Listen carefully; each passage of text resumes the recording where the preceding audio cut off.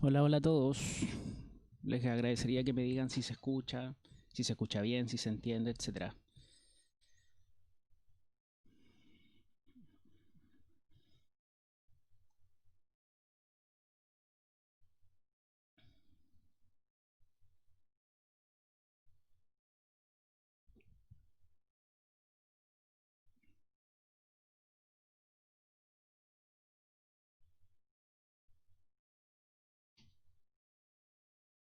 Vale,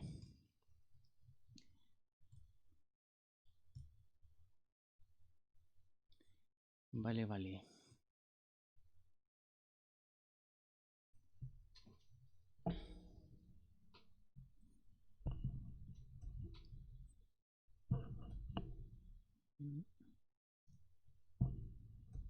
Ahí sí. Ya. eh, Esperemos, no sé, 5, 3 minutos, porque igual me demoré un poquito en empezar la transmisión. Estaba arreglando algunas cuestioncitas y habría sido ideal partir un pelito antes para que empiecen a llegar los compañeros. Así que vamos a esperar un par de minutos antes de empezar.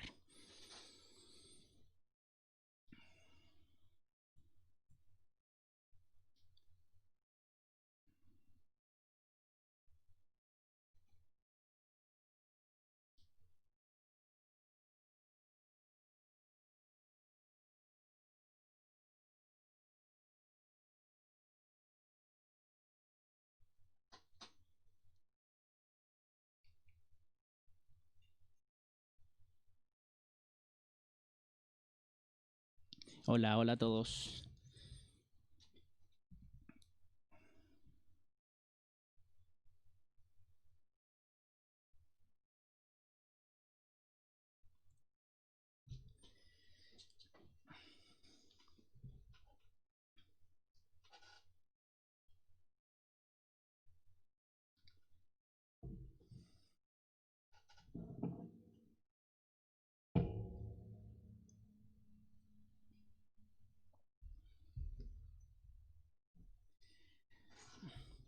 Ya, ojalá hayan todos visto la clase anterior o hayan estado acá, si es que hay alguien nuevo. Eh, Aquí ya vamos a empezar a usar algunos conceptos que se vieron en la presentación anterior, así que si no los tienen claros, bueno, vean la presentación igual, ¿cierto? Pero vamos a tratar de no detenernos mucho en las cosas que ya debiéramos tener un poco más claras, básicamente porque la presentación anterior fue como de 3 horas, así, más incluso. Y la idea no es retenerlos tanto tiempo tampoco. Este tema igual es más corto, es mucho más corto. Eh, y prácticamente la mitad la vimos en la clase anterior analizando la onda P. Así que no debiera tenernos mucho rato acá como fue la vez pasada. Díganme si es que se les está pegando la transmisión como pasó la vez pasada, aunque ahora creo haber mejorado esa problemática. Y en realidad cuando vi el video de la presentación, al menos en mi computador, se veía súper entrecortado. El audio estaba súper bien, pero el video estaba súper entrecortado, entonces traté de solucionar eso bajándole un poquito, entre comillas, la calidad a la transmisión. Eh, ya, bacán. Sí, todas estas clases van a ir siendo subidas a YouTube tal como la anterior. Eh, es probable que ni siquiera les corte estas introducciones porque de repente puede aparecer algún comentario o algo de lo que valga la pena hablar y que quede grabado. Y por lo que me di cuenta la vez pasada, de la cantidad de gente que hubo viendo, no sé si todos eran alumnos de la UTAL, un par de colegas me dijeron que iban a ver también o que tenían intención al menos de ver esto, entonces, aparte de enviarle por correo la presentación a María Francisca, eh, creo que voy a crear un drive y les voy a dejar el link en el fondo en cada video nomás. Eh, Cuando suba el video a YouTube, dejo ahí abajito en la parte de la descripción eh, el link al drive y así cualquier persona puede descargar las diapos, digamos. Ya, claramente no son todos de la UTAL, así que creo que es mejor así. Ya, de hecho, le envié a toda la gente que pude la presentación anterior, pero claramente yo creo que no les llegó a todos. En las diapos me refiero, para que puedan tener al frente los electros que estuvimos mirando y todo. Ya.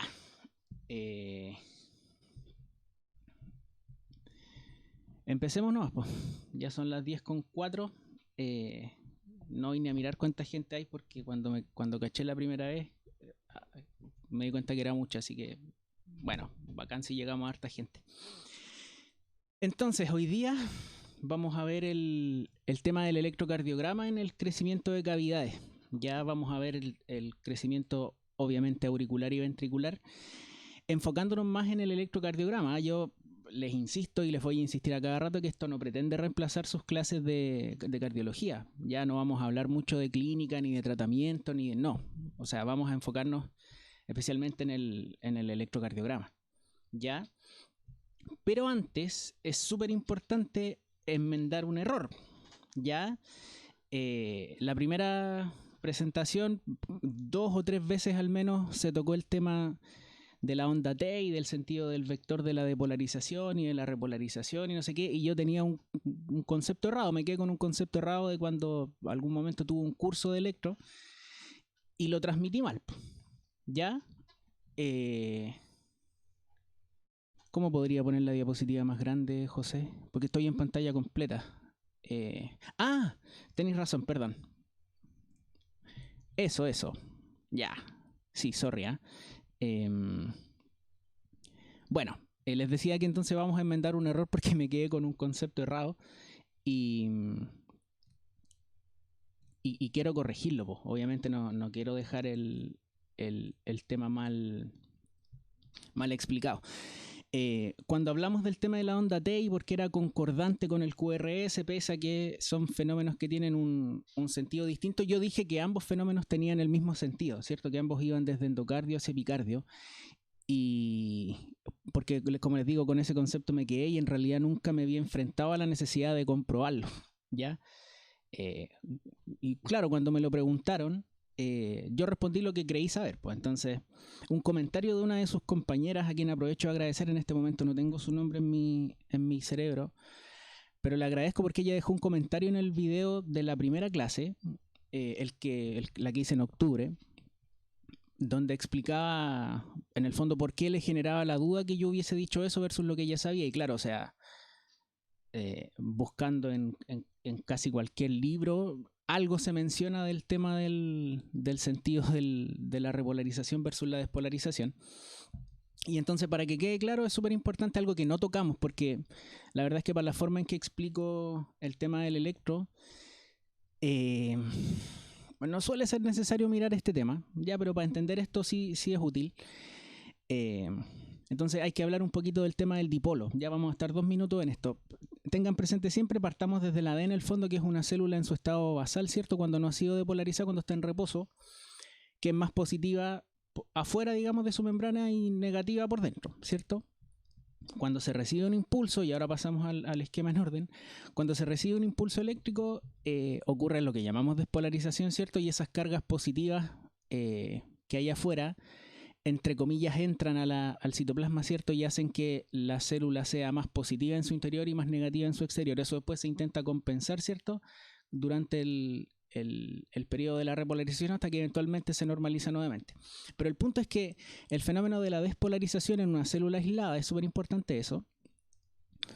En este sentido, digamos que va desde izquierda hacia derecha, ¿cierto? En este esquema, en el sentido de la flecha. Y para hablar de un dipolo, entre comillas, va con una carga positiva por delante y una carga negativa por detrás, ¿cierto? O sea, la punta de la flecha es una carga positiva y la cola de la flecha es una carga negativa. Entonces, si lo estamos registrando, por ejemplo, con un galvanómetro, el polo positivo de ese galvanómetro va a ser el que registra. Entonces, como está registrando una carga positiva yendo hacia el polo positivo, se registra como una onda positiva, ¿ya? Aquí se está registrando la despolarización. En este esquema en la foto B se registró completo y por eso volvió al reposo, ¿cierto? La célula está en ese estado completamente despolarizada y después comienza la repolarización. Y la repolarización, y aquí es donde está la diferencia, porque en una célula aislada la repolarización tiene el mismo sentido, ¿cierto? Va desde izquierda a derecha, digamos, como se ve en la flecha, pero en este caso va con una carga negativa por delante y una positiva por detrás. Por eso se registra en el polo positivo del galvanómetro, digámoslo así, se registra como una deflexión negativa. ¿Ya? Ahora, eso es lo que ocurre en una célula aislada.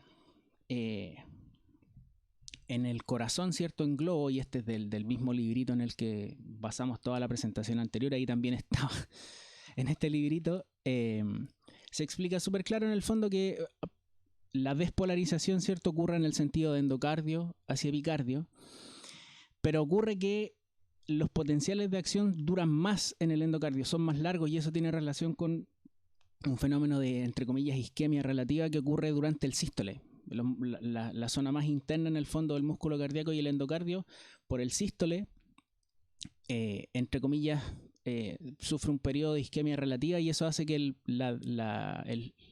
potencial de acción en el fondo sea más largo. Entonces, al ser más corto el potencial de acción del epicardio, la repolarización comienza antes en el epicardio, ¿ya? Entonces, la repolarización va desde el epicardio hacia el endocardio, pero si lo miramos como desde el sentido del dipolo, la despolarización tiene la punta positiva y la cola negativa, y la repolarización tiene la cola positiva y la punta negativa. Entonces, finalmente es un vector con una carga positiva hacia el electrodo positivo que está en este caso en el pecho del paciente, y por eso la onda T básicamente se registra como positiva. Entonces tienen el mismo sentido eléctrico, pero un sentido, digamos, entre comillas, direccional opuesto. ¿Ya? Y claro, yo me quedé con esto de que tienen el mismo sentido. Y obviamente eso era un error. Ya, entonces por eso la onda T es positiva. Pueden entenderlo también como que en el fondo el vector negativo de la repolarización se dirige, entre comillas, hacia el polo negativo de la derivación que está mirándola. Entonces, negativo por negativo es positivo y por eso la onda da un poco lo mismo como se entiende en ese sentido. Pero lo importante es que la cola de la repolarización es la positiva y es la que mira hacia el electrodo que registra. ¿Ya? Entonces aprendí algo nuevo gracias a ustedes. Ya. Ahora sí, vamos a ver el tema de crecimiento de cavidades. Espero, como les digo, que esta no sea ni un tercio de la duración de lo que fue la sesión anterior. Y vamos a ver algunos conceptos básicos, algo súper simple en el fondo, porque como les digo, quiero que nos enfoquemos en el electro. Entonces, vamos a ver algunos conceptos básicos, luego vamos a abordar el tema del crecimiento auricular, que eso es lo que vimos básicamente en la clase anterior, ¿cierto? Y algo de crecimiento ventricular. No sé si se escucha mi perro ladrando al fondo, lo siento, pero tengo un cachorro que es más inquieto que 8. Ya. Entonces, cuando hablamos de crecimiento, estamos hablando de forma un poquito indistinta de hipertrofia y de dilatación del músculo cardíaco, ¿ya? Habitualmente uno ve más hipertrofia en el lado ventricular y más dilatación en el lado auricular, ¿ya? Obviamente eso puede ocurrir en cualquiera de las cavidades del corazón. Aquí hay un esquema donde se ve una hipertrofia, ¿cierto?, del ventrículo derecho, donde hay un aumento importante de la masa, ¿cierto?, ventricular, sin una cardiomegalia evidente, es decir, un aumento del tamaño del corazón.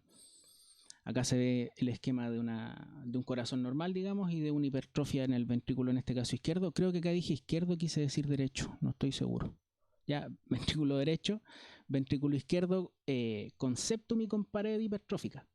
Ya, y si se fijan, bueno, se muestra también una dilatación auricular. Esto suele ser porque en la práctica el aumento de la exigencia, si se quiere, al trabajo auricular genera que la aurícula también crezca cuando crece el ventrículo, y de hecho vamos a ver que para algunos criterios, entre comillas, para apoyar la idea de un crecimiento ventricular, incluyen el crecimiento auricular.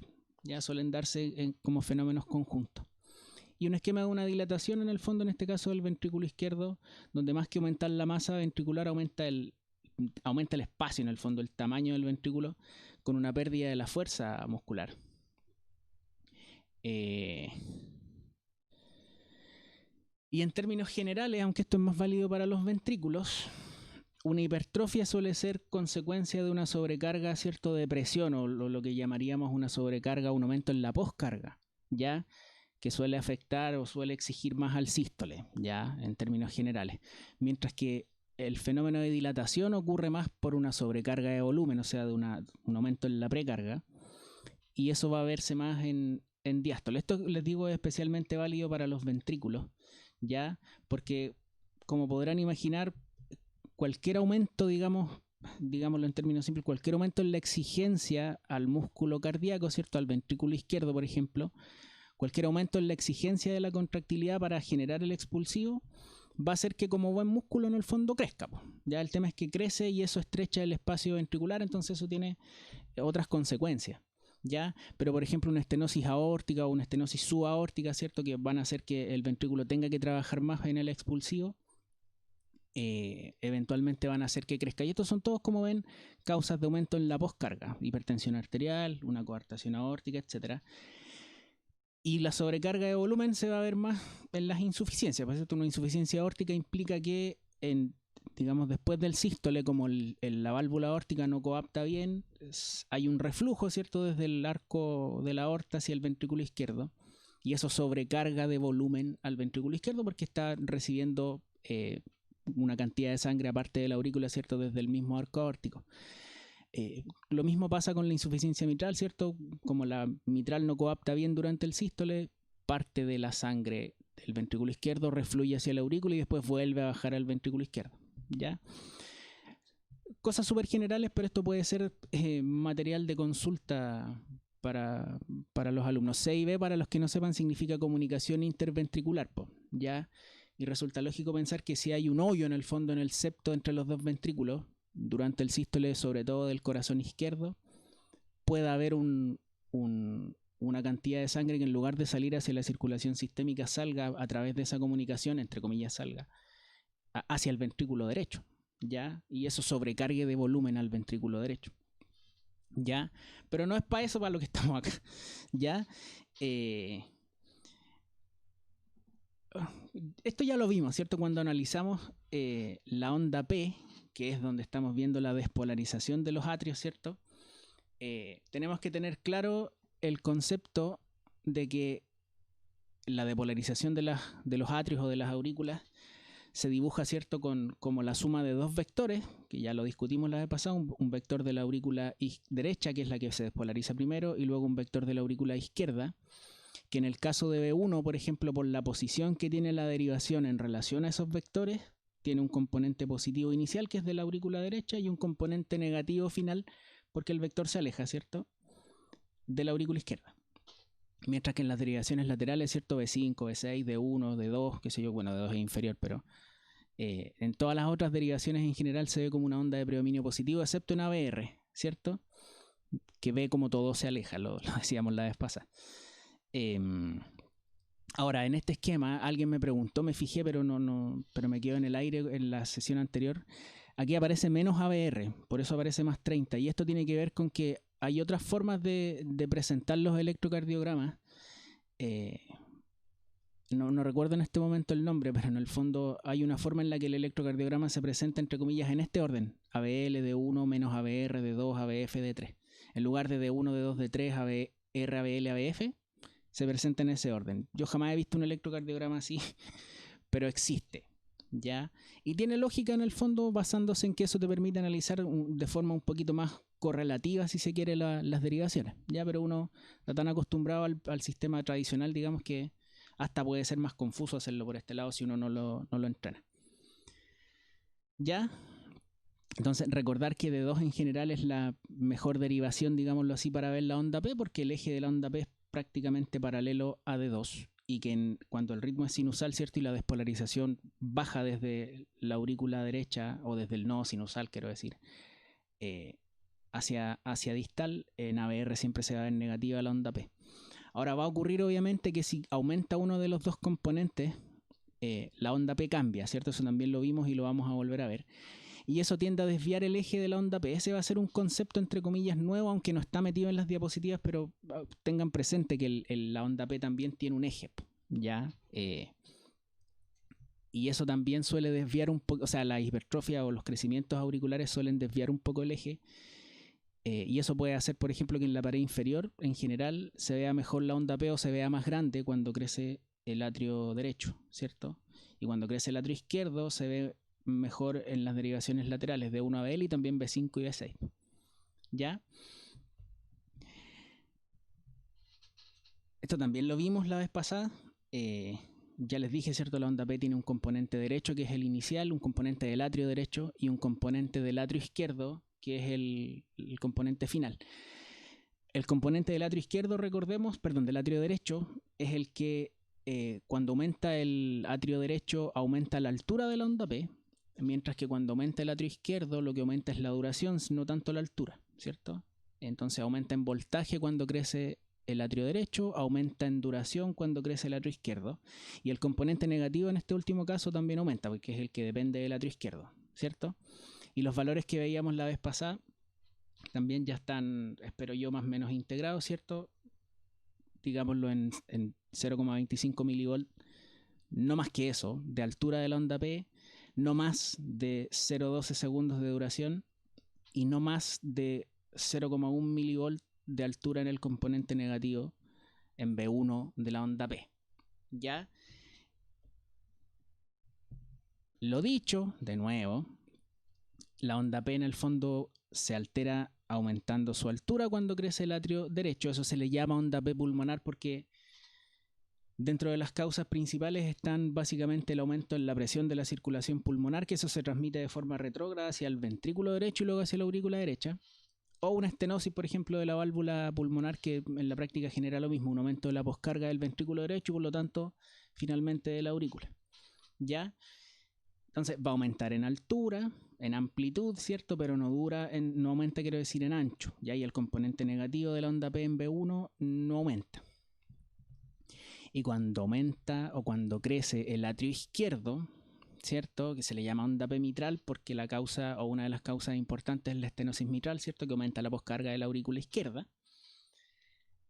Ahí va a aumentar en ancho la onda P, se va a notar probablemente, especialmente en las derivaciones de la pared lateral, por lo que les decía adelante, ¿cierto? Se va a notar probablemente esa mella, ¿cierto? Por el aumento del atrio izquierdo. Y va a aumentar el ancho de la onda P sin necesariamente aumentar la altura. Y va a aumentar también el componente negativo de la onda P en la derivación B1, ¿cierto? Se darán cuenta que estoy usando atrio y aurícula de forma indistinta, pero espero que nos estemos entendiendo. Ya. También, entre comillas, vimos esto la vez pasada, ¿cierto? Porque aquí están resumidos en el fondo cómo se ve la onda P en D2 y en B1 en una situación normal, ¿cierto? Con su altura, su duración no está escrita, pero la conocemos, ¿cierto? Cómo se ve isobifásica en B1, cómo aumenta el primer componente de la onda P, ¿cierto? De cuando crece el atrio derecho, ¿cierto? Sin alterarse el componente negativo de la onda P en B1, si aumenta la altura, en este caso la dibujan como una onda P picuda, ya, no necesariamente es así, digamos. Cuando aumenta el atrio izquierdo, ¿cierto? Como aumenta el ancho de la onda P, sin necesariamente aumentar su amplitud, ¿cierto? Como se observa mejor esa mella, en este caso lo ejemplifican en D2, pero por lo que les decía adelante, si aumenta ese componente del vector, entre comillas, de la onda P, si aumenta el componente izquierdo, se va a notar más no solo en D2, sino que también en la pared lateral. ¿Ya? Y cuando ocurren ambas cosas, se ven ambas cosas, po. Aumenta la altura de la onda P porque crece el atrio derecho, ¿cierto? La dibujan aquí como picuda también en B1, pero básicamente aumenta la amplitud de la onda P, aumenta el ancho porque crece el atrio izquierdo y aumenta el componente negativo en B1, ¿cierto? Porque crece el atrio izquierdo. ¿Ya? Pero me interesa igual enfatizar lo otro, ya si bien D2 y B1 es donde uno va a ir a mirar la mayor cantidad de cosas en la onda P, tengan presente para avanzar y para ir en el fondo entendiendo bien el tema del electro, tengan presente que esto es la suma de dos vectores y que si aumenta un vector, por ejemplo el de la aurícula derecha, no solo en D2 sino que también en D3 y ABF se van a ver algunos cambios en la onda P, ¿ya? Y tengan claro por qué, ¿cierto? Porque esas derivaciones miran hacia la pared inferior. Mientras que cuando aumenta el componente de la aurícula izquierda, podemos ver más cosas también en las derivaciones de pared lateral y no solo en D2 y en B1, ¿cierto? Pared inferior, en B1 es pared anterior. ¿Ya? Tengan presente esos conceptos. Ya, aquí vemos, por ejemplo, aquí hoy día no vamos a hacer el ejercicio del orden así como absolutamente total del análisis del electro, porque también eso alarga la presentación. ¿Ya? Pero vean acá que está un poquito raro el electro porque de uno está como escrito súper arriba, parece que está fuera ABR por cómo está escrito, pero ABR es la de abajo. De 1, de 2, de 3, ABR, ABL, ABF, B1, B2, B3, B4, B5, B6 y un D2 largo, perdón, y un D2 largo acá abajo. ¿Ya? Entonces, vean como en D2 la onda P se ve súper alta, ¿cierto? Tenemos primero que nada un electrocardiograma que asumimos que está bien tomado, ¿cierto? Por cómo se ve el complejo en ABR, por cómo se ve en D2, ¿cierto? La onda P, qué sé yo, que es negativa en ABR, positiva en D2, habla del ritmo sinusal, ¿cierto? Hay una progresión normal del QRS en B1, de B1 a B6, eso ya debiera estar integrado. Pero me interesa ver en el fondo cómo aumenta en el fondo la altura, en este caso, o la amplitud de la onda P.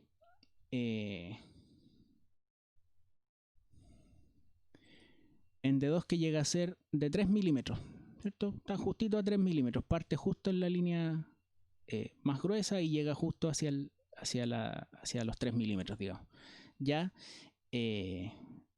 indicando cierto un crecimiento de la aurícula derecha. Acá como pueden apreciar igual se ve una onda P picuda sin un aumento importante del componente negativo, sin un aumento en la duración de la onda P, ¿cierto? Acá tampoco se aprecia que se prolongue la onda P, esta es de 2.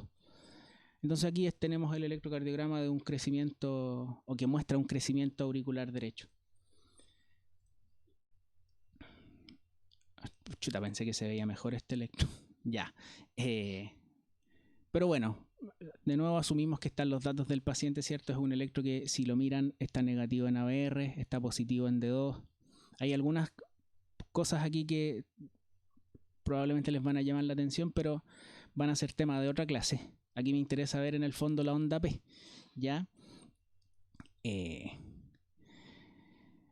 Una forma, a ver, si hay una duda en el fondo respecto de cuál es la onda P, porque si se fijan aquí, por ejemplo, hay un QRS en ABR que no tiene una onda P, uno podría ir a buscar la onda P negativa en ABR, ¿cierto? Pero, pucha, no se la va a encontrar acá. Una forma de identificar una onda P cuando hay dudas es ir a mirar B1, básicamente por el componente negativo, esa es la parte especial, entre comillas, de la onda P, y se ve en B1, ¿cierto? Entonces, aquí, por ejemplo, vemos que la onda P tiene un componente negativo, pero fíjense cómo se alarga en el fondo el intervalo PR, ¿ya?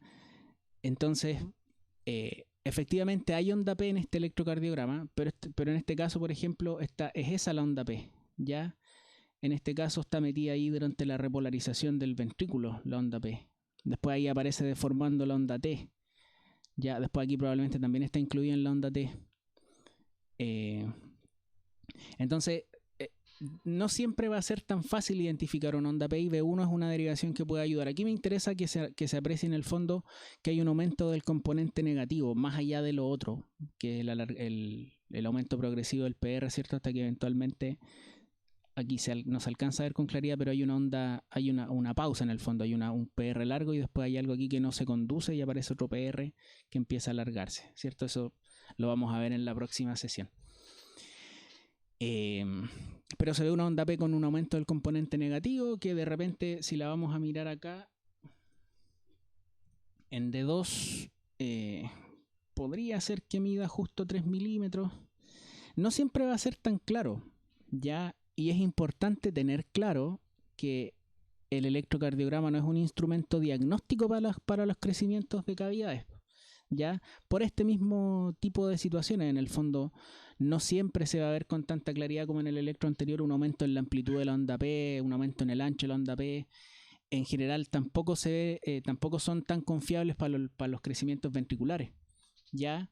Pero son un instrumento importante para sospecharlo, ¿ya? Y obviamente si uno lo correlaciona con otros fenómenos clínicos, con hallazgos al examen físico, qué sé yo, uno puede ir sumando, ¿ya? Pero aquí me interesa que aprecien el aumento del componente negativo, que no lo fuimos a mirar con la lupa, ya que claramente mide más de 1 milímetro, de hecho mide 2 milímetros. Entonces eso, aunque no se vea un ensanchamiento de la onda P, podría uno sospechar con toda razón un crecimiento de la aurícula izquierda.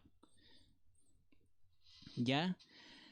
Aquí hay otro electrocardiograma que también tiene algunas cosas raras en lo que sería la onda P. Acá la onda P no tiene claramente un componente negativo en B1, pero sí es claramente negativa en ABR. Fíjense que hay una onda P acá y aquí hay otra onda P.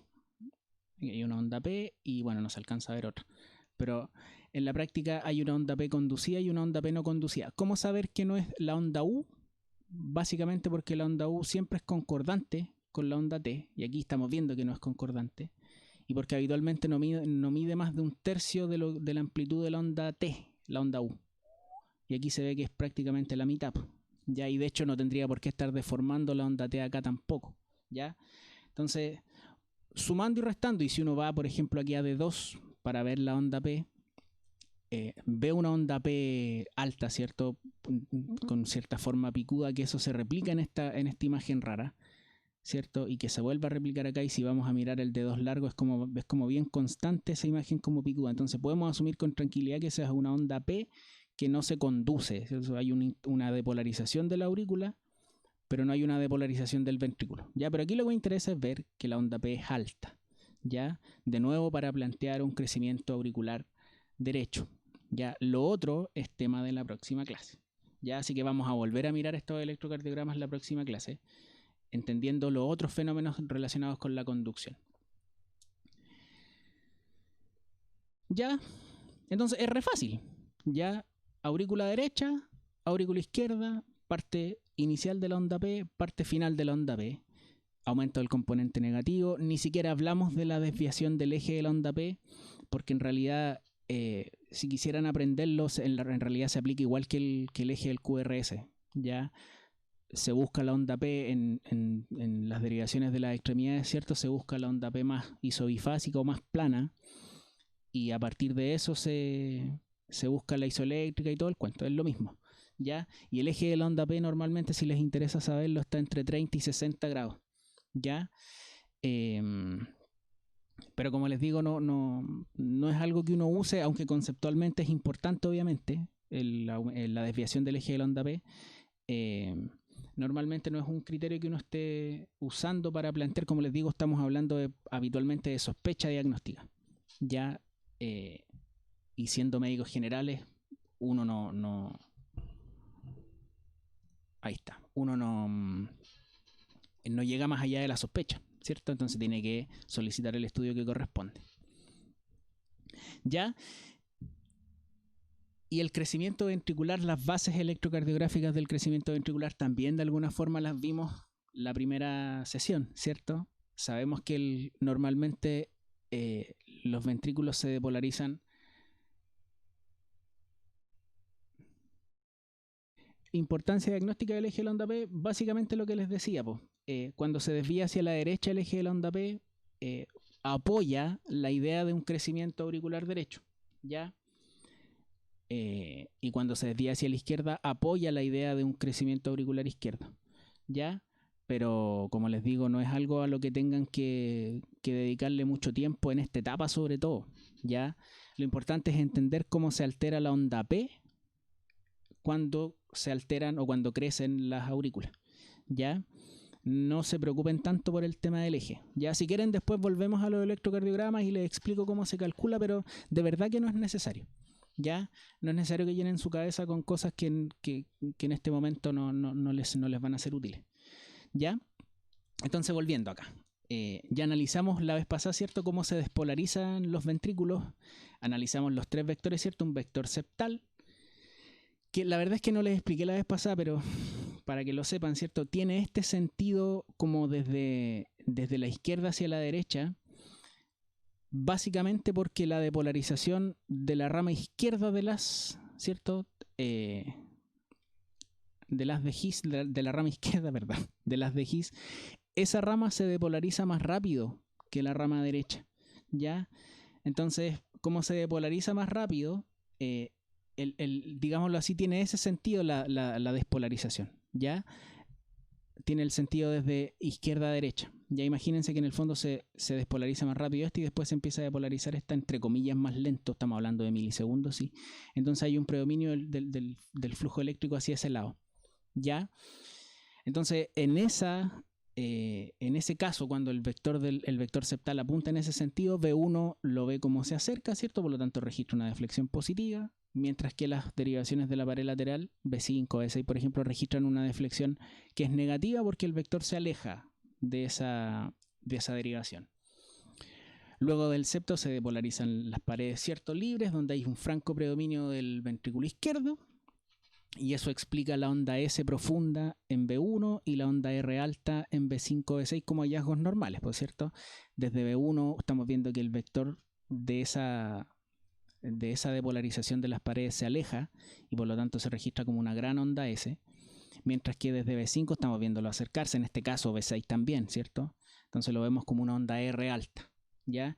Y luego hay un tercer vector que es de las bases de los ventrículos, que es un vector más pequeño y que normalmente V1 no lo registra porque también se está alejando, en el fondo, entonces está metido aquí en la onda S, mientras que en el caso de V5 y V6 no tanto, en V6 a veces no se ve una onda S, pero estas derivaciones digamos más laterales ven cómo se aleja después que el vector anterior se acercara, se aleja, ¿cierto? Entonces se registra como una deflexión negativa, ¿ya?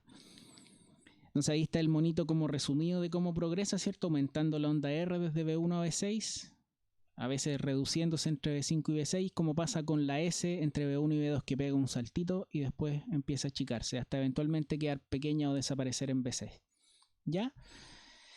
Ahora, esto se va a ver entre comillas en el caso del ventrículo izquierdo. Recordemos que aquí el que le determina la polaridad al QRS es el vector de la depolarización de las paredes, ¿cierto? Entonces, cuando crece el ventrículo izquierdo, esto se va a exagerar, ya entre otras cosas, pero esto se va a exagerar, mientras que cuando crece el ventrículo derecho, esto, digámoslo en términos simples, se va a invertir, porque la pared dominante, entre comillas, o la pared eléctricamente mayor ya no va a ser la del ventrículo izquierdo, sino que va a ser la del ventrículo derecho. Entonces este vector principal va a apuntar para acá, ¿ya?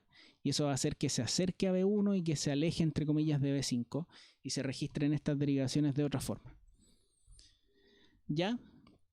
Un poco lo que estamos viendo acá, ¿ya? En un corazón normal, ¿cierto? Aquí estamos viendo solo el eje, entre comillas, del QRS, ¿cierto? El vector principal del QRS apuntando hacia la izquierda, digamos, mientras que cuando crece el ventrículo derecho, ¿cierto? Hipertrofia de ventrículo derecho, se desvía completamente ese eje en el sentido contrario. Ya aumenta la masa del ventrículo derecho, entonces el vector apunta para el otro lado, ¿ya? Y eso en la práctica va a implicar que se registre una onda R alta en V1 como concepto general y una onda S profunda en V5 y V6, ¿ya? Es lógico, pero ya con ese concepto uno, si mira un electrocardiograma, puede sospechar un crecimiento ventricular derecho. Ya les voy a explicar por qué no basta con eso, pero es un elemento importante a tener en consideración. Mientras que si aumenta el ventrículo izquierdo, ¿cierto? Hipertrofia de ventrículo izquierdo, lo que les explicaba adelante, se exageran un poco los fenómenos normales, ¿ya? Si aquí vemos, por ejemplo, el vector del ventrículo derecho pequeñito, el vector del ventrículo izquierdo grandote, y el vector principal que lo suma, digamos, cuando aumenta el ventrículo izquierdo, el vector del ventrículo derecho no se ve alterado en gran manera, pero el vector del ventrículo izquierdo sí, y por lo tanto la suma de los vectores, esto digamos el eje del QRS, también se ve más desviado hacia la izquierda, ¿ya? No siempre van a haber desviaciones en el eje izquierda, ¿ya? Pero sí se tiende a ver cierta tendencia del eje a apuntar para allá, digamos. No suele estar en más 60, por ejemplo, aunque podría estar, ¿ya? Ahora, esto es probablemente lo más importante, ¿ya? De toda la presentación. ¿Por qué? Porque no bastan los criterios de voltaje, ¿ya? Esto de que aumenta la amplitud del QRS, que se hace más profunda la onda S, que se lleva en las derivaciones que vamos a ir viendo, es importante, pero no basta, ¿ya? Normalmente los crecimientos de ventrículo, llamémoslo crecimiento o hipertrofia ventricular, generan un aumento en el voltaje del QRS, desvían el eje del QRS.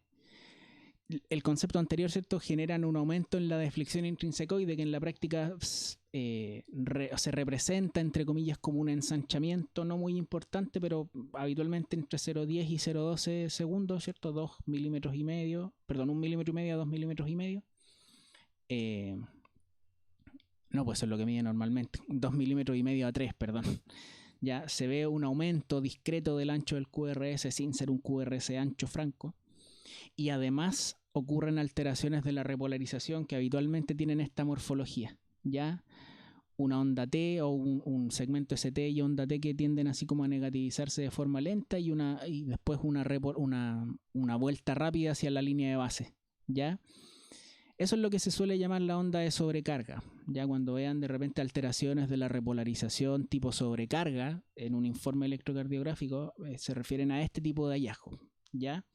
Y la deflexión intrinsecoide que la habíamos visto la vez anterior, se las explico un poquitito más, ¿cierto? Porque como les decía la vez pasada, yo no suelo medir este elemento, ¿cierto? Porque uno necesita un compás u otras cosas habitualmente para medir estas cosas que son más finas, ¿ya?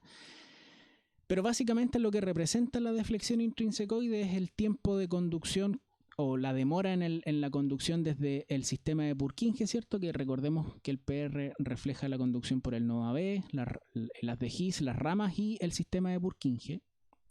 Entonces refleja la conducción o el tiempo de duración de la conducción entre el sistema de Purkinje y el epicardio, ¿cierto?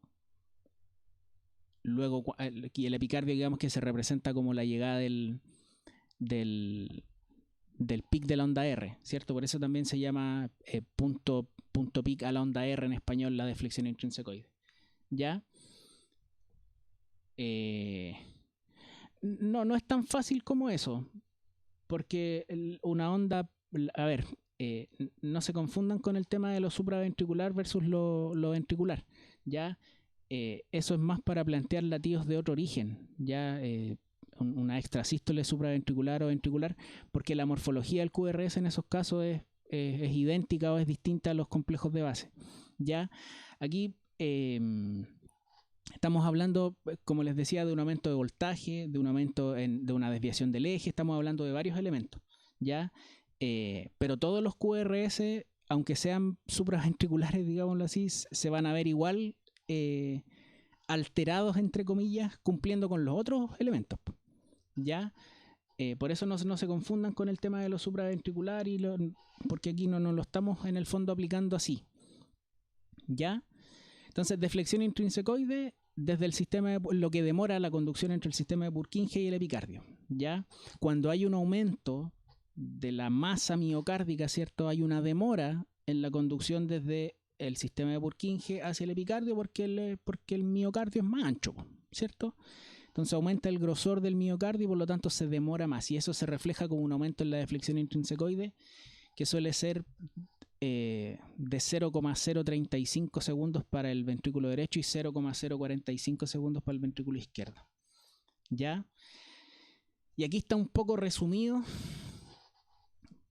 No quiero decir todo lo que tienen que saber, porque en realidad hay cosas que uno no tiene para qué memorizar, pero aquí está como resumido en el fondo los 4, si se quiere, criterios de los que hablé al principio, ¿cierto? La desviación del eje del QRS, el aumento del voltaje, el aumento en la deflexión intrinsecoide y las alteraciones de la repolarización, ¿cierto? Son los 4 cambios que ocurren habitualmente o que pueden ocurrir con el crecimiento.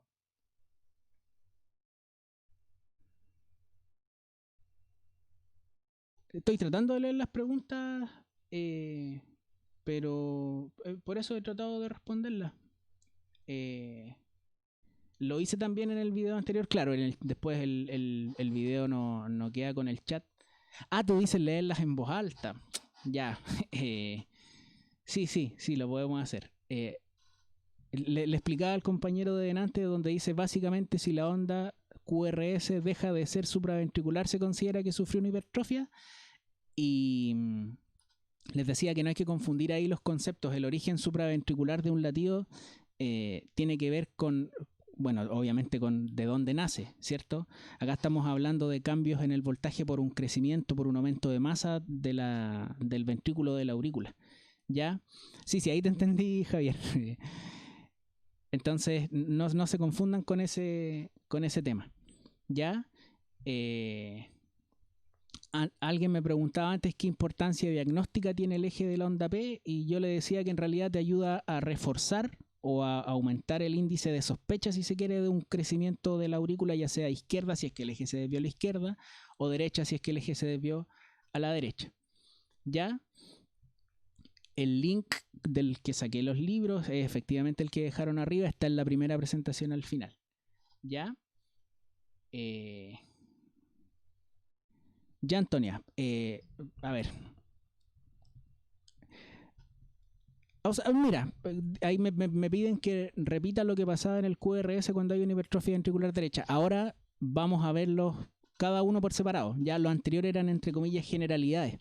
En ambos casos ocurre que aumenta el voltaje del QRS, que el eje se desvía, en el caso, por ejemplo, de la hipertrofia ventricular izquierda, se desvía hacia la izquierda, mientras que en el caso de la hipertrofia ventricular derecha, se desvía hacia la derecha.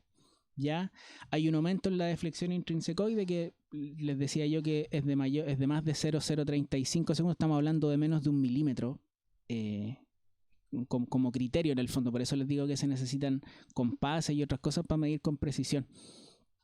¿Ya? Y alteraciones de la repolarización tipo sobrecarga. En el caso del ventrículo izquierdo y el derecho son fenómenos entre comillas opuestos, ya entre comillas, sobre todo los que tienen que ver con el QRS, pero los vamos a ver un poquito más en detalle.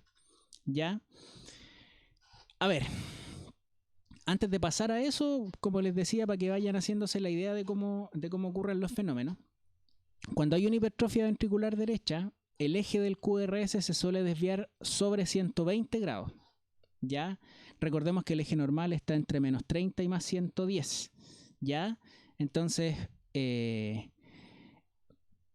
cuando se desvía sobre 120, habitualmente ya se considera desviado a la derecha. Ya entre 120 habitualmente y en este caso hasta 180. Ya no se suele desviar más allá de 180. Eso bueno, ya les voy a explicar ese tema también. ¿Ya? Mientras que cuando crece el ventrículo izquierdo, el eje se desvía entre menos 30 y menos 45 grados, o sea, hacia la izquierda. Recordemos que sobre menos 45 hay otro concepto, ya por eso se fija ese límite, ya, y es un concepto que vamos a ver en la próxima sesión también. Ahora, el aumento del voltaje del QRS, yo les decía en general, para el ventrículo derecho, en lugar de una R pequeña en V1, ¿cierto? Una R pequeña y una S profunda, se ve una R alta en V1. Ya aquí dice que la R en V1 mide más de 0,7 milivolt o 7 milímetros, que la relación entre la onda R y la onda S es mayor a 1 en V1, eso significa que la R es más grande que la S, ¿ya? Aquí debería decir la R en V1 más la S en V5 V6 es mayor a 1,1, ya no V, debería decir R. Ya lo voy a corregir antes de mandarles las diapos. Pero en el fondo lo que está reflejando es un aumento del voltaje de la onda R, ¿cierto? Yo tengo ese concepto en mi cabeza, no tengo los números. Tengo ese concepto, aumento del voltaje de la onda R en V1, que habitualmente es notorio, ¿ya? Mientras que cuando crece el ventrículo izquierdo, ahí ya hay más criterios, qué sé yo, más cosas que medir, si se quiere, más posibilidades de llegar al diagnóstico. Pero lo que uno habitualmente ve es una exageración, como le decía, de lo que normalmente se ve. O sea, una onda S más profunda en V1 y una onda R más alta en V5 V6, con un aumento también del voltaje en general de todo lo que es la pared lateral. Por cierto, estamos hablando de que crece la R, perdón, en V5 y V6, pero también aumenta en D1 y en ABL en general. Por eso se puede medir la R en ABL y cuando mide más de 1,1 milivolt o 11 milímetros en un electro estándar, ya se puede hablar de un crecimiento ventricular derecho en términos de voltaje, ¿ya? Porque ABL también está viendo que el vector del ventrículo, en este caso de la depolarización ventricular, está más inclinado hacia la izquierda, por eso aumenta el voltaje, ¿ya? Lo mismo pasa con esto de la R en V1 más la S en D3, que es mayor a 25 milímetros o 2,5 milivolts. Está todo reflejando un aumento en el voltaje del QRS, ¿cierto? Entre comillas, apuntando hacia la izquierda, ¿ya? Yo de esto, lo que manejo en mi mente en general son los famosos criterios de Sokolov que se miran en las precordiales, ¿cierto? En V1 y en V5 V6 y se mide, de hecho es V1 o V2 y R en V5 o V6. Hay otros criterios que de repente también uso, ¿cierto? Como el aumento del voltaje de la onda R en ABL, pero en general esto es como lo que uno más tiene presente, ¿ya?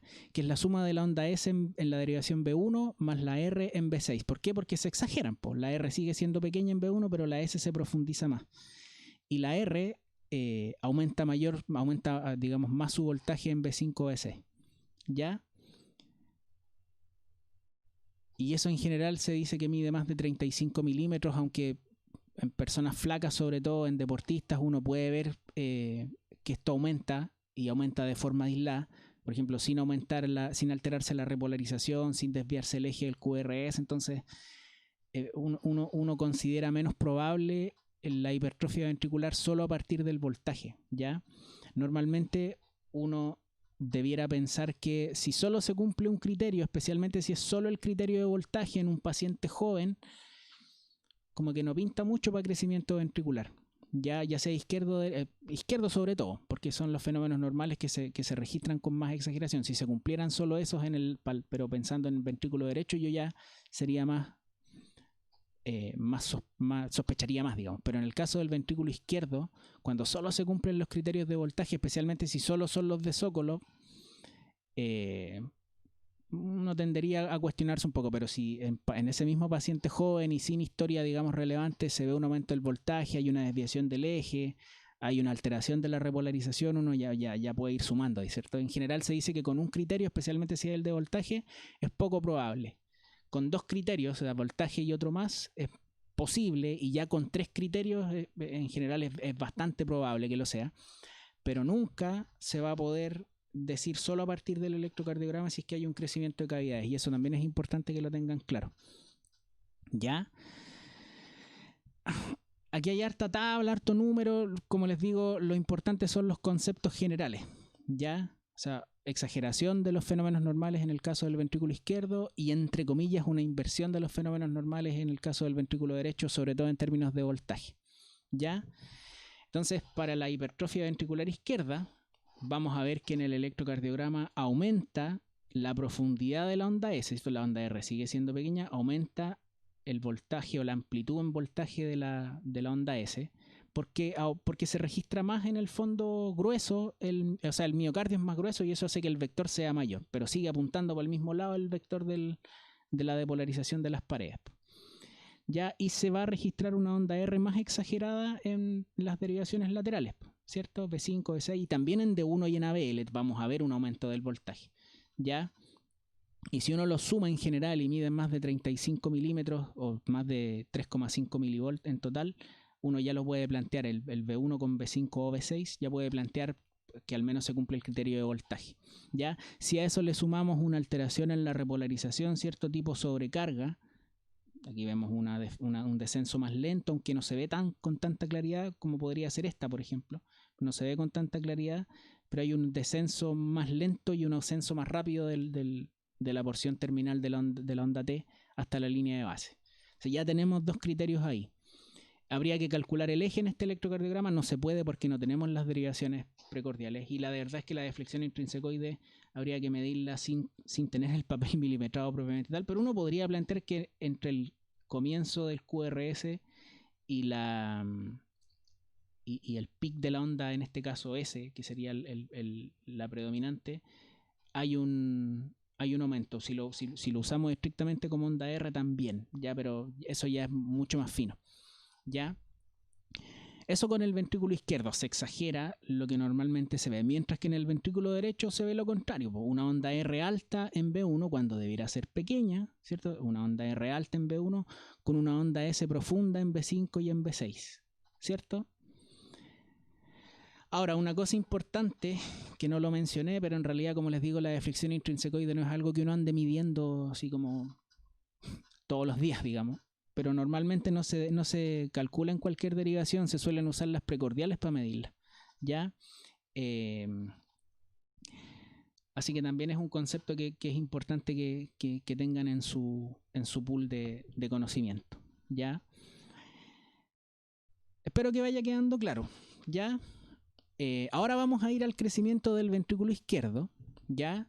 Que, como les decía, en términos generales lo que vamos a ver son ondas R altas en derivaciones izquierdas, ¿cierto? Se exagera la R en V5, V6, que ya existe ahí normalmente, y en D1 y en ABL también, con ondas S profundas en las derivaciones entre comillas derechas, ¿cierto? B1 y B2. O sea, se exagera lo que normalmente se ve.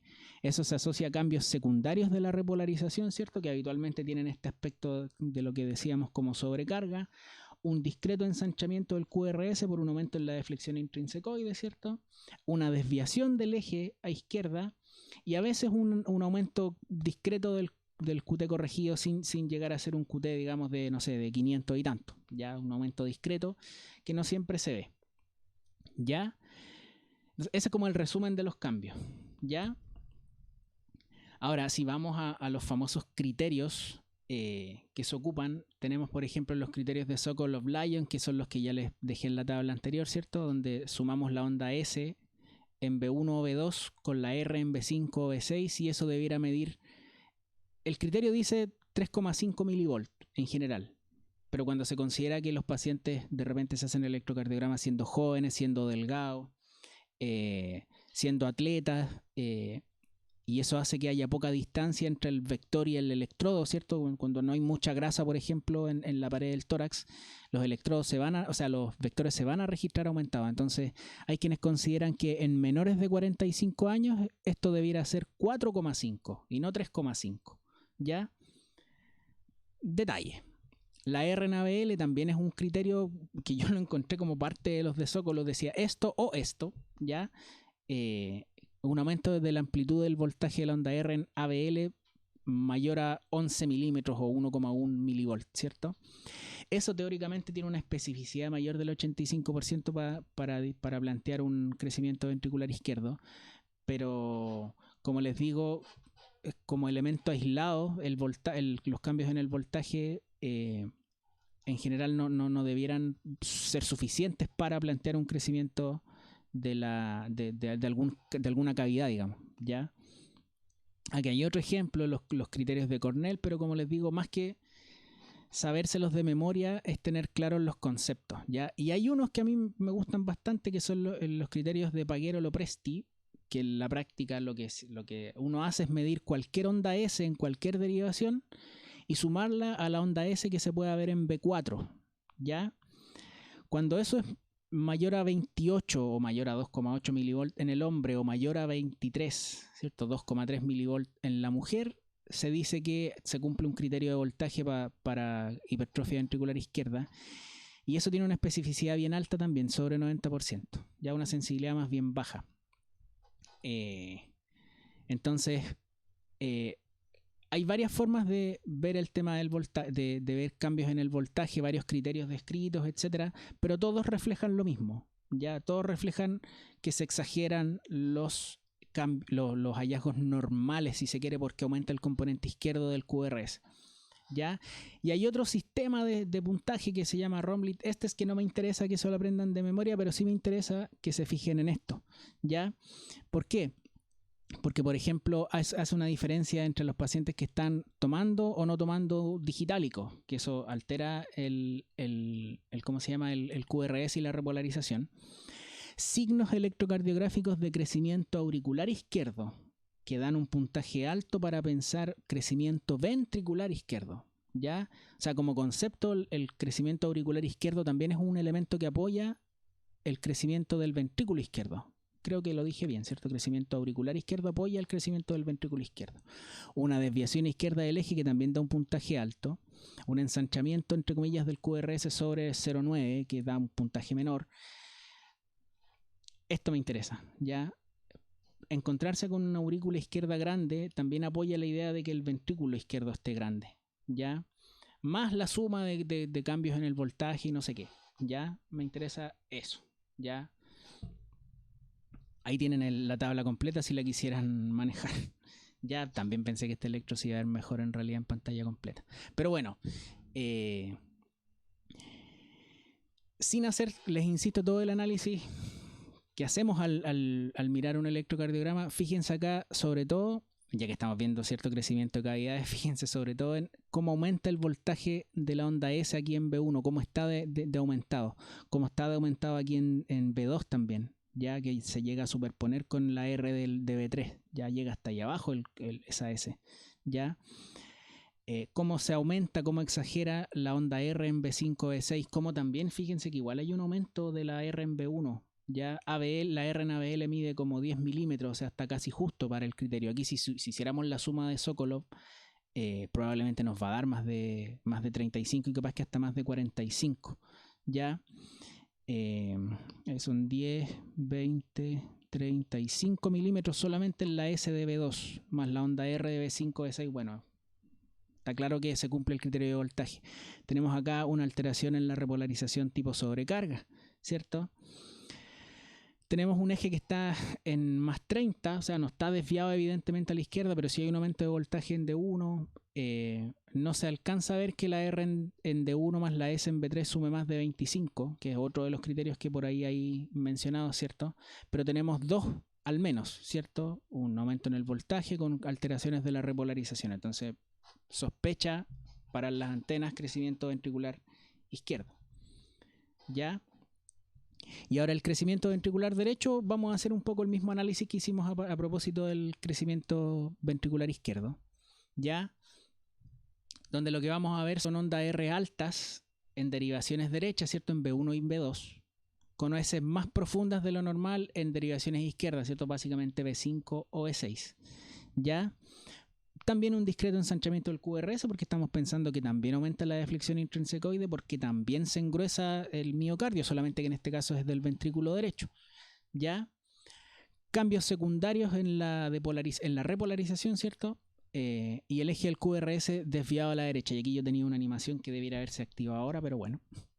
Donde la desviación del eje del QRS a la derecha no es que sea mandatoria para hacer el diagnóstico, pero es muy orientadora y es tan mandatoria o tan orientadora que cuando hay imagen de hipertrofia ventricular izquierda pero con un eje desviado a la derecha, uno debiera plantear que los dos ventrículos en el fondo están hipertróficos, ¿ya? Aunque solo se vea la desviación del eje a derecha. ¿Ya? Vean acá, por ejemplo, ya, para repasar un poco los complejos, especialmente la onda P negativa, aquí se ven más bien positivos en ABR y más bien negativos en D1, pero eso es porque miren la onda R en B1, miren la onda S en B6, y es porque hay un crecimiento del ventrículo derecho, al menos desde la perspectiva del voltaje, ¿cierto? Con alteraciones en la repolarización, y el eje está desviado a la derecha, ¿cierto? Negativo isoeléctrico positivo es, si no estoy mal, algo así como más 150, de la forma en que les enseñé a calcular el eje la vez pasada, ¿cierto?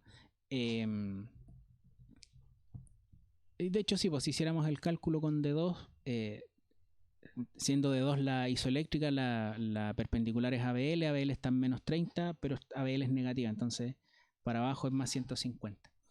¿Ya?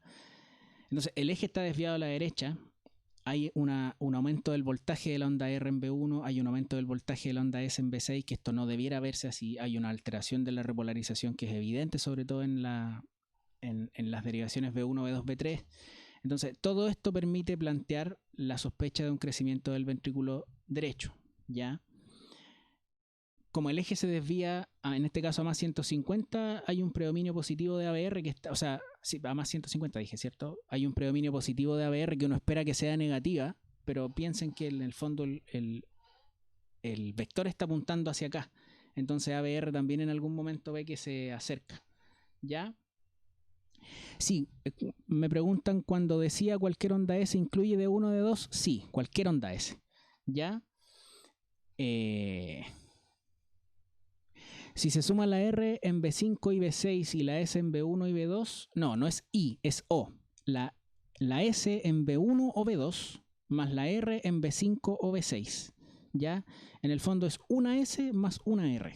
¿Ya? ¿Cierto? Entonces aquí tenemos un muy probable crecimiento de ventrículo derecho, ¿cierto? Tenemos el eje desviado a la derecha, les insisto, tenemos el aumento del voltaje de la onda R en B1, la depolarización alterada, ¿cierto? El aumento de la onda S por acá, ¿ya? Así que es un electrocardiograma bien decidor. ¿Ya? ¿Cómo lo diferencias con un infradesnivel? En realidad es súper difícil porque aquí de hecho también hay un infradesnivel, ¿ya?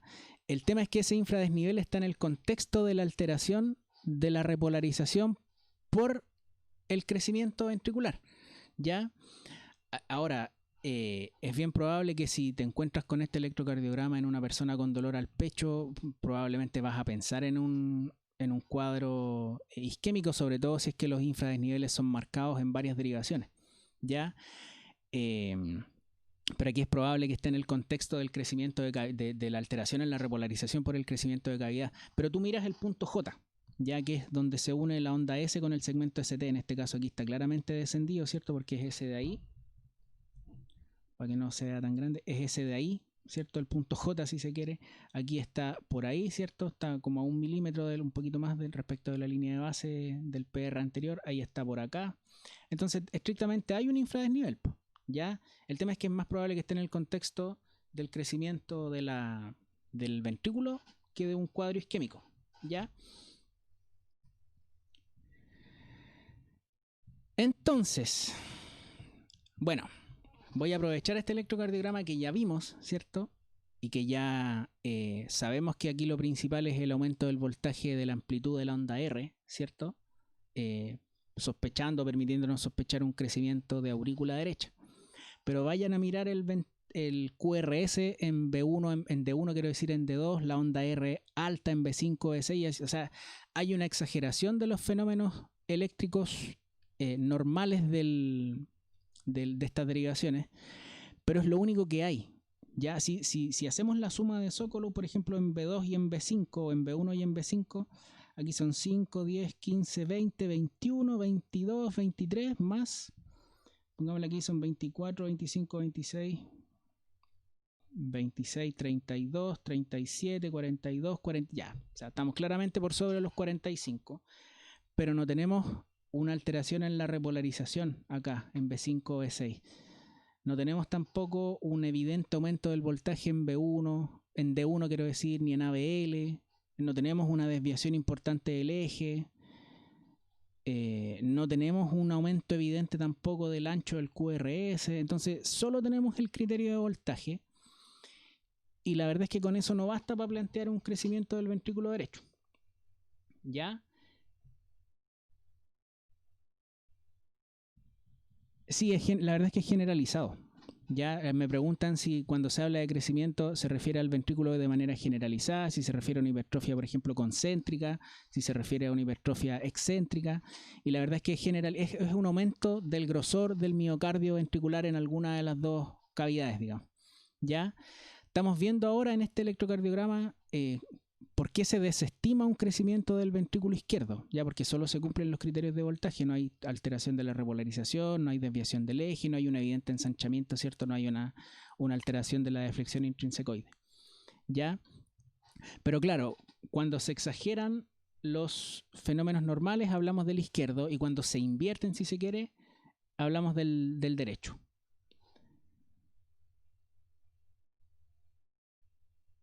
Sí, si estás en la clínica y estás sospechando un crecimiento de cavidades, el examen con el que vas a hacer el diagnóstico es un ecocardiograma. Ya me preguntan si en ese caso manda a hacer un eco. Sí, lo que hay que hacer es ver en imágenes el corazón. Ahora, no pierdes nada porque estamos yo por ejemplo en el setting del consultorio estamos pensando en una hipertrofia sin tener claro si es, o sea, si en un crecimiento sin tener claro si es hipertrofia, si hay una dilatación, si hay una cardiomegalia o no. Entonces uno puede partir con una radiografía de tórax y ver si es que hay un aumento de la silueta cardíaca ahí, ya, pero el eco es el que te va a hacer el diagnóstico. Si hay una cardiomegalia en la radiografía, con más razón tienes que pedir el eco, ya. Pero aquí me interesa enfatizar que no basta con el aumento del voltaje, ya necesitamos ojalá al menos 2 o idealmente 3 elementos para plantear el crecimiento y ahí justificar un eco. Ya, si tú le mandáis a pedir un eco a este paciente en particular, la verdad es que probablemente vaya a estar desperdiciando el recurso. ¿Ya?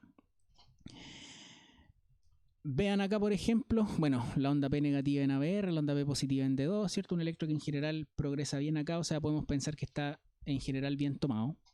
Pero vean aquí la onda P con un aumento del componente negativo en B1 y en B2, sin un evidente aumento del ancho. Perdón, pensé que había cliqueado la lupa.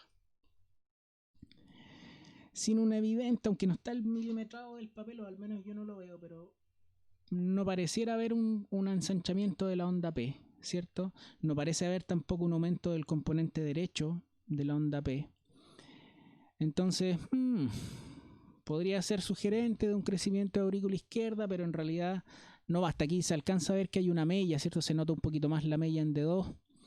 En ABL, que es de la pared lateral, también se nota quizá un poquitito más. En D1 se ve una onda P rara, así como que está eso, y después hay una proyección hacia el lado que podría ser también la mella. Pero el electrocardiograma como examen para esto te permite sospechar. Ya, yo en este caso lo plantearía como una posibilidad, porque hay un incremento del componente negativo. Habría que medir con más detalle si es que hay un ensanchamiento de la onda P y todo, pero no es tan claro siempre, ¿ya? Y eso me interesa enfatizar en este electrocardiograma, ¿ya? Déjenme achicar esto de aquí, porque fíjense que si bien hay un aumento del componente acá, digamos, del voltaje del QRS, como que no se mantiene hacia acá, ¿ya? Habría que hacer la suma de los criterios, pero no hay alteraciones en la repolarización, no hay una desviación del eje, no hay un aumento de la R en ABL. Entonces, para plantear crecimiento ventricular izquierdo tampoco es suficiente, a lo mejor, mirándolo hacia la rápida, este electrocardiograma, ¿ya?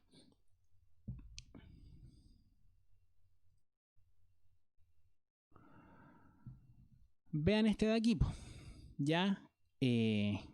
Tampoco se ve del todo bien, pero aquí sí tenemos, bueno, una onda P negativa en ABR, que es positiva en D2, que es isobifásica en B1, ¿cierto? O sea, está bien tomado.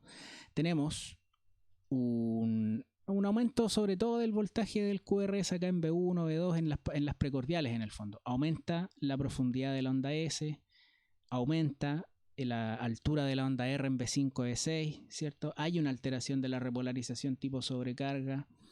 No hay una evidente desviación del eje, ¿cierto? Está de hecho en más 60 grados porque ABL es la isoeléctrica, de 2 es la perpendicular, ¿cierto? Y de 2 es positiva.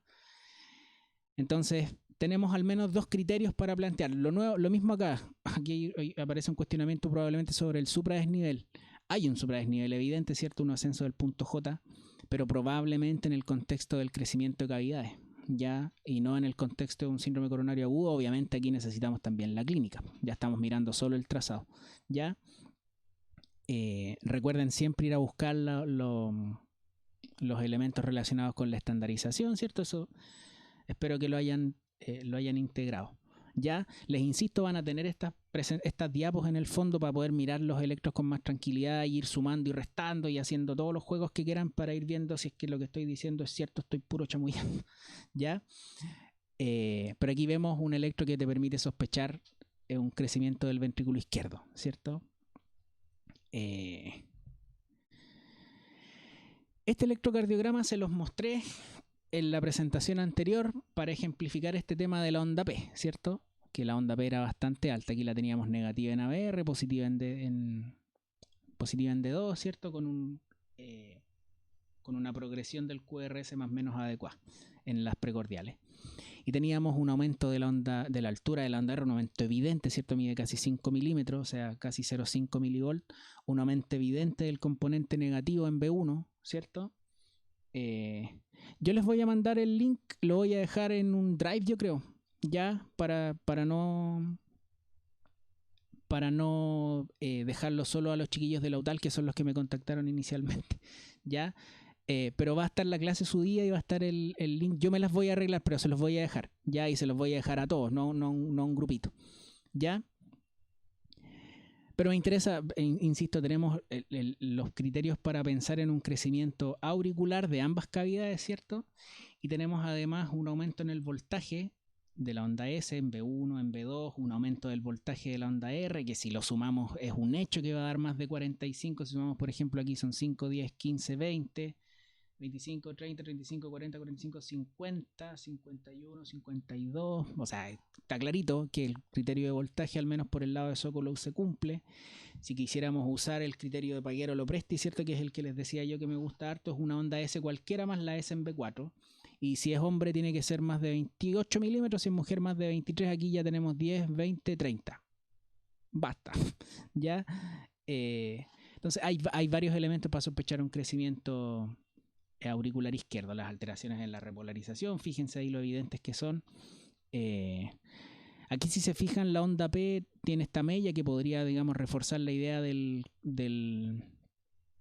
¿cuánto se llama? Del crecimiento auricular izquierdo. Y fíjense que la onda P en ABL, siendo un electro bien tomado, es negativo, ¿ya? Si han entendido el tema de los vectores y el tema del eje en general, les insisto, esto aplica igual para la onda P que para el QRS, debieran entender que ¿por qué está desviada en el fondo? ¿Por qué está negativa la onda P en ABL? Ya les explico por sí, porque igual cuesta hacer todos estos razonamientos, pero es básicamente una desviación del eje de la onda P más allá de más 60, ¿ya?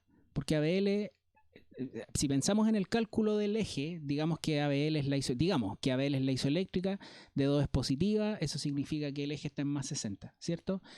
Si la onda P, al igual que el QRS, si la onda P es negativa, eso significa que el eje de la onda P está más allá de más 60, ¿ya? Porque en el fondo se aleja el vector del electrodo de ABL, ¿ya? Eso significa que el eje de la onda P está desviado a la derecha, ¿ya? Si hiciéramos el ejercicio con todos los electrocardiogramas, probablemente les quedaría más claro, pero es básicamente lo mismo. Ya yo estoy seguro que si entienden el cálculo del eje del QRS, van a poder calcular los ejes de la onda P. Se van a dar cuenta que la mayoría de las veces está como alrededor de más 60 o más 30. ¿Ya? Lo que uno hace es buscar la isoeléctrica o la onda P más plana, digámoslo así, y después ir a mirar la perpendicular y ver si es positiva o negativa. ¿Ya? Siempre en las derivaciones de las extremidades. Pero aquí se fijan que la onda P sí puede ser negativa y eso no significa un electro mal tomado. Ya tampoco es todo tan absoluto. ¿Ya? El eje de la onda P, me preguntan hacia dónde, hacia la derecha. ¿Ya? Si uno hiciera el cálculo, podríamos, por ejemplo, considerar que las ondas P más pequeñas son las más, entre comillas, planas, y aquí tenemos una onda P pequeña, entre comillas, ¿cierto? En D1 y una onda P pequeña en ABL. Ambas miden más o menos 1 milímetro, en este caso en D1 es positivo y en ABL es negativo, ¿ya? Si hiciéramos el ejercicio para calcular el eje, hablemos de eje, no digamos P ni QRS, hablemos de eje. Si hiciéramos el ejercicio usando D1 como la, entre comillas, isoeléctrica, diríamos que si D1 es la isoeléctrica, la perpendicular es ABF y en ABF el eje de la onda P es positivo porque la P es positiva. Entonces diríamos, está a más 90, ¿ya? Pero la onda P no es isoeléctrica, no es plana, es positiva. Entonces está un poquito mirando hacia D1, ¿ya? Pero no le pongamos un valor todavía. ¿Por qué? Porque con ABL podemos hacer el mismo ejercicio y entender que si ABL fuera la isoeléctrica, D2, que es la perpendicular, es positiva. Entonces el eje de la onda P, diríamos, está a más 60. Entonces, como hay 1 milímetro acá y 1 milímetro acá, yo la verdad es que sacaría el promedio, diría está en más 75. Ya el eje de la onda P. ¿Ya? Pero estamos mirando y en realidad le podemos sacar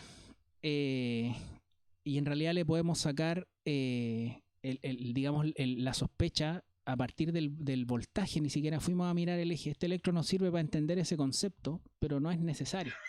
¿Ya? Doctor, ¿usted recomienda el cálculo del índice de Cabrera o de Luis? No tengo idea de qué me estáis hablando. No sé a qué se refiere. He escuchado el nombre. De hecho, una forma de reflejar el electrocardiograma, como les decía al principio, es con un sistema que se llama de Cabrera. Pero me habláis de índice de Cabrera, de índice de Luis, en realidad no, ni idea, ¿ya? Si supiera de qué se tratan, te podría responder. Lo voy a buscar, lo voy a buscar para no quedar como ignorante. De uno dice P mitral, o sea, sí, uno la podría llamar una P mitral, ¿ya? Tenemos también en el fondo el aumento del componente negativo en B1, ¿ya? Yo no la llamo ni mitral ni pulmonar, básicamente porque eso es como súper antiguo, ¿ya? Así que eso, ¿ya? Tenemos este electrocardiograma que está bastante... que explica o permite explicar bastantes cosas, incluida una clara desviación del eje de la onda P, ¿ya?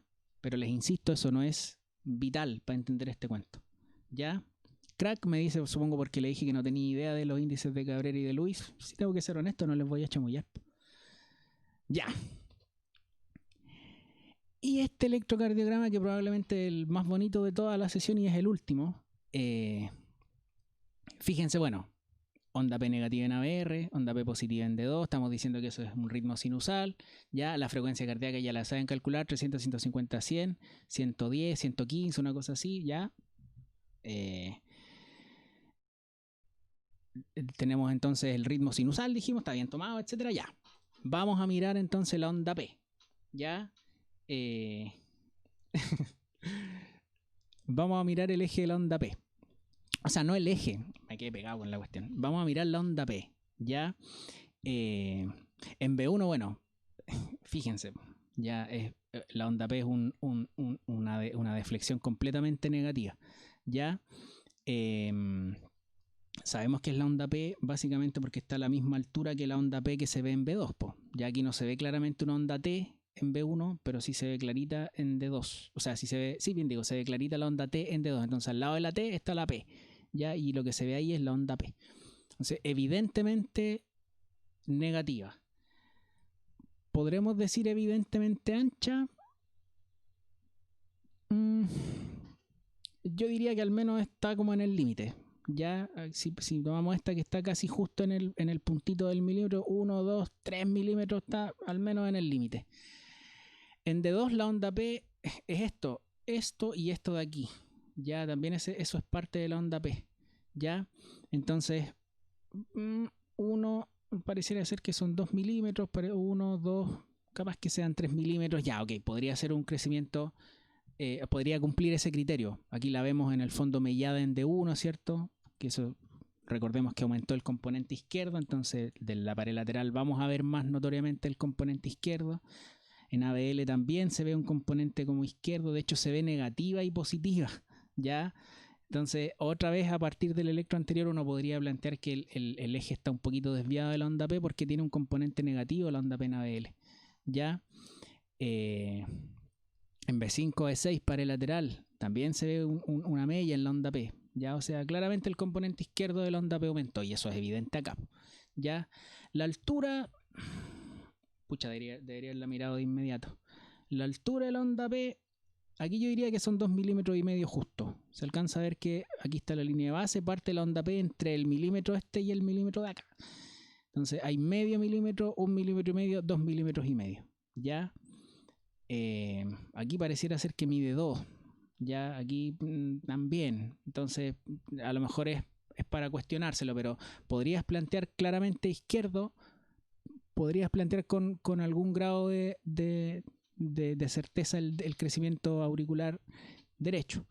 Ya hay un aumento súper importante del voltaje, sobre todo en B2, en B3, ¿cierto? Una exageración de los fenómenos normales del QRS acá, ¿cierto? Con una S profunda que se mantiene hasta B4. Si hiciéramos los criterios de Paguero-Lopresti, la S en B4 más cualquier otra S va a dar claramente más de 28 o 23.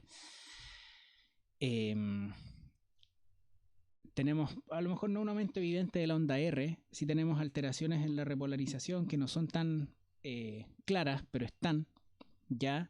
Entonces vamos sumando, uno puede ir planteando un crecimiento de la cavidad, de las cavidades auriculares, ¿cierto? Tanto izquierda como derecha quizá. Podríamos plantear un crecimiento del ventrículo izquierdo también, tenemos repolarización, tenemos... podríamos describir quizá también un aumento del grosor del QRS, ahí lo podríamos medir. Por ejemplo acá en B4, donde parte ahí justito, entonces, no, a ver, acá parte justo en el puntito. 1, prácticamente 2 milímetros y un poquito más, ¿ya? Entonces, está como justo. Ya recuérdense que es entre 1 milímetro y medio, 2 milímetros y medio, pero el punto J parte aquí. Entonces hay que considerar ese espacio también. ¿Ya? Podría ser que haya un aumento en la deflexión intrínsecoide, pero lo que más me interesa destacar con este electrocardiograma es que hay criterios de voltaje para crecimiento ventricular izquierdo, pero el eje está súper desviado a la derecha. ¿Ya? ¿Cómo sabemos que está desviado a la derecha? Porque de 1 es negativo. ¿Ya? Acuérdense lo que vimos en la vez anterior. ¿Ya? Si hacemos el ejercicio de 2 parece ser la isoeléctrica, aunque la más isoeléctrica en mi opinión es ABF, ¿ya? Porque ABF parte justo en la línea de base y mide 6 a 7 milímetros para arriba y 6 a 7 milímetros para abajo. O sea, es la que más se parece a una deflexión isobifásica, ¿cierto? O isoeléctrica. Entonces, si ABF es la perpendicular y D1 es negativa, que D1 es la... Perdón, si ABF es la isoeléctrica y D1 es la perpendicular y D1 es negativa, el eje está entre comillas, en 180 grados. En 180 grados. ¿Ya? Entonces hay una desviación del eje a derecha con un aumento del voltaje más sugerente de un crecimiento ventricular izquierdo, y lo que yo les decía es que el eje desviado a la derecha es súper sugerente, es tan mandatorio para el crecimiento ventricular derecho que basta para plantearlo en este caso. ¿Ya? O sea, podríamos llegar a plantear que a este paciente le creció todo. Ya, aurícula izquierda, capaz que aurícula derecha, pareciera ser que ventrículo izquierdo y pareciera ser que ventrículo derecho por la desviación del eje. ¿Ya? Ahora, aquí se comienzan a mezclar otros elementos como los hemibloqueos que también desvían el eje y otras cosas que también vamos a ir viendo, pero les insisto, el electrocardiograma es un examen que en el caso del crecimiento de cavidades es un examen que te permite la sospecha, una sospecha que puede ser más o menos razonable si es que sumamos elementos, ¿cierto? Pero en ningún caso uno debería decirle a un paciente, mire, tiene el corazón grande porque el electro me lo muestra. No, ya eso es un error. Ya uno debería decirle que en realidad el electro hace pensar eso, y hay que estudiarlo en más detalle para estar seguros de lo que estamos viendo en el electro. ¿Ya? Entonces, como conclusiones, bueno, es obvio, por cierto, los cambios anatómicos generan cambios en el trazado electrocardiográfico que resultan lógicos cuando se entienden las bases del electrocardiograma. ¿Ya? Los atrios los vemos en la onda P, los ventrículos en el QRS y con cambios secundarios en la repolarización ventricular, ¿cierto? Pero es súper importante la correlación entre el diagnóstico electrocardiográfico con los estudios de imagen, que es lo que me preguntaba uno de sus compañeros, ¿ya? Porque el electrocardiograma, si bien en algunos criterios vimos que tiene especificidades altas, no es suficiente, ¿ya? Y no es suficiente, y eso es súper importante que lo tengan claro. ¿Ya? Y esta fue bastante más breve, po. Ya, con eso estaríamos listos. Ya, espero haber sido claro con el tema, porque en realidad es fácil, ya, y es fácil si entendemos esto sobre todo, ya. No sé si quedan con alguna duda, chiquillos.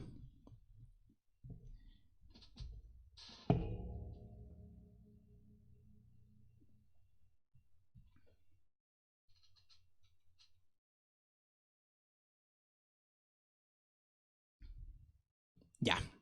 Bueno, me alegra que les haya quedado claro. Espero durante el fin de semana, ya sea hoy o mañana, subirles todo. Ya, dejar el video arriba y dejar también las diapos en un drive, en algún link en el mismo video, digamos, de YouTube, en la parte de la descripción del video y todo ese cuento. ¿Ya? Y ahí vamos a ir subiendo todo, ¿ya? Todas las diapos, digamos, ¿ya? A ver, la próxima sesión, chiquillos, sinceramente a mí me gustaría empezarla más temprano, básicamente, porque esa sí o sí que va a ser larga, ¿ya? Porque vamos a hablar de las bradiarritmias, no de todas, pero de las bradiarritmias más importantes. Eso incluye enfermedad del nodo sinusal, incluye bloqueos de conducción intraventricular, bloqueos de conducción auriculoventricular, y además de los bloqueos de la conducción intraventricular. ¿Ya? Deben ser como 60 o 70 diapos esa clase. ¿Ya? Entonces a mí me gustaría partirla más temprano, ya, básicamente para no terminar a la 1:30, 2 de la tarde, ya, y tener un descanso entre medio, ya, porque estos temas son difíciles de abordar de forma clara en una sola presentación. Ya, en los talleres que uno tiene, en los cursos que uno tiene, las taquiarritmias son 2 temas, las bradiarritmias son un tema, los bloqueos son otro tema, ya. Entonces es difícil abordarlo, pero ya está hecha la clase. Pero me gustaría partirlo más temprano. Lo voy a conversar con María Francisca. Quiero estar seguro que se llama María Francisca la niña con la que me estaba comunicando. Ya, a ver si podemos partir más temprano esa sesión, y probablemente la de taquiarritmias también, porque taquiarritmias de complejo ancho, taquiarritmias de complejo angosto. Ya. y voy a tratar de dejar al menos un puntito relacionado con el electrocardiograma en los usuarios de marcapaso. ¿Ya? Eh, ya, es María Francisca. Así que eso, po. Ya. Eh, ¿Cómo lo puedo hacer para que todos se enteren? Es que en realidad tendrían que ir a buscar el canal de YouTube nomás para ver cuándo suba la clase. Ya, no me sigan ni una de esas tonteras, si no, no me interesa esa cuestión. Ya, eh, así que busquen en el canal, creo que le puse Robinson Ávila, así de simple. Ya, eh, ya la María Francisca dice que cualquier cosa va a llegar a los correos y lo van a publicar en Instagram. Ah, ya, bacán. No juego LOL. No. Ya. Eso, chiquillos. Para mí, les insisto, un gusto hacer esto. ¿Ya? Así que los espero en la próxima sesión. Espero a las 9. ¿Ya? ¿Lo dejamos así, María Francisca, nomás? ¿Lo dejamos a las 9?